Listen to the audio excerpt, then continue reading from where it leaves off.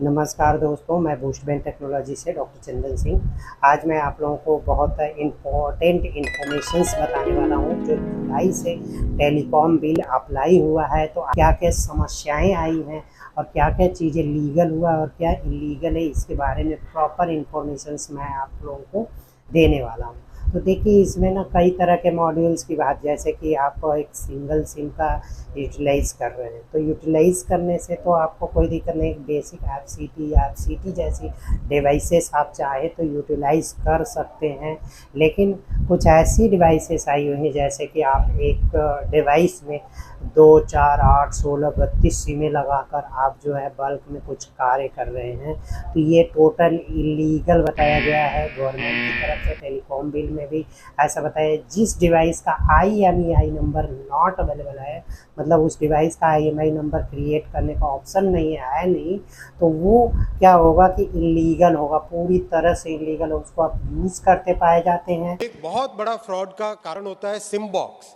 एक ही बॉक्स के अंदर बहुत सारे सिम लगा के, अगर कोई सिम बॉक्स का उपयोग करके करता है तो उसमें भी 3 साल की जेल और 50 लाख का जुर्माना रखा गया है। वैसे ही टेलीफोन नंबर को स्पूफिंग करके सॉफ्टवेयर के माध्यम से किसी एक व्यक्ति का टेलीफोन नंबर उपयोग करके दूसरे को अगर फोन करके फ्रॉड करने का प्रयास करे तो उसमें भी 3 साल और 50 लाख की सजा रखी गई है।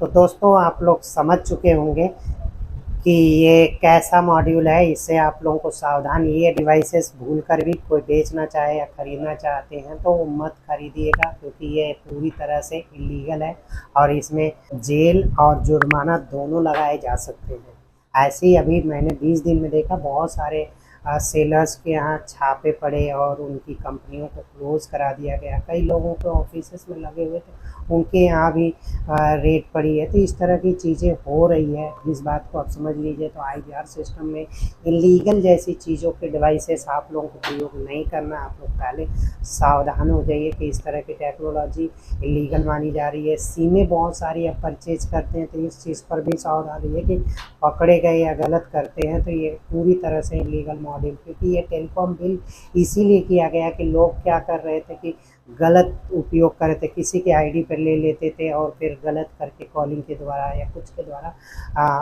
फ्रॉड वर्क करते थे। अब ऐसा नहीं होगा, क्योंकि आपका ये भी ध्यान देना चाहिए कि आपके ID से कोई गलती से सिम कोई ना ले ले।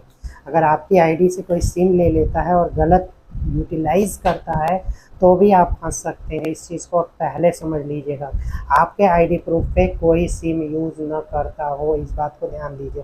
हाँ, कोई आपका यूज़ कर रहा है, आपका रिलेटिव दोस्त वगैरह है, तो इस चीज़ का पूरा प्रावधान बता सकते हैं कि भाई हमारा दोस्त है, हमने लिया है, तो वो वैलिड होगा। लेकिन अगर आप कोई अनजान व्यक्ति आपकी ID पे यूज़ कर रहा है तो ये इलीगल होगा।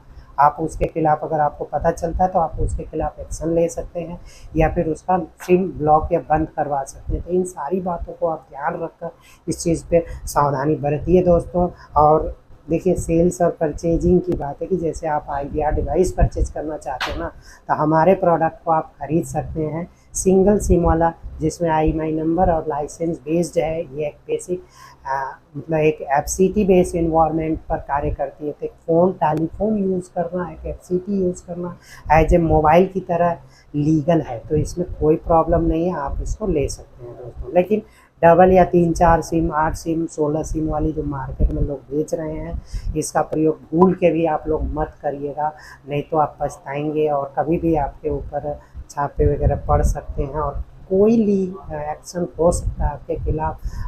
तो दोस्तों, इस बात को आप ध्यान दीजिए। अपने दोस्त यार कोई सभी लोगों को इस वीडियो को आप लोग शेयर करिएगा। हमारे टेक्नोलॉजी चैनल को आप लोग जो है ना सब्सक्राइब जरूर करिए, लाइक और शेयर करना मत भूलिएगा। थैंक यू दोस्तों, नमस्कार।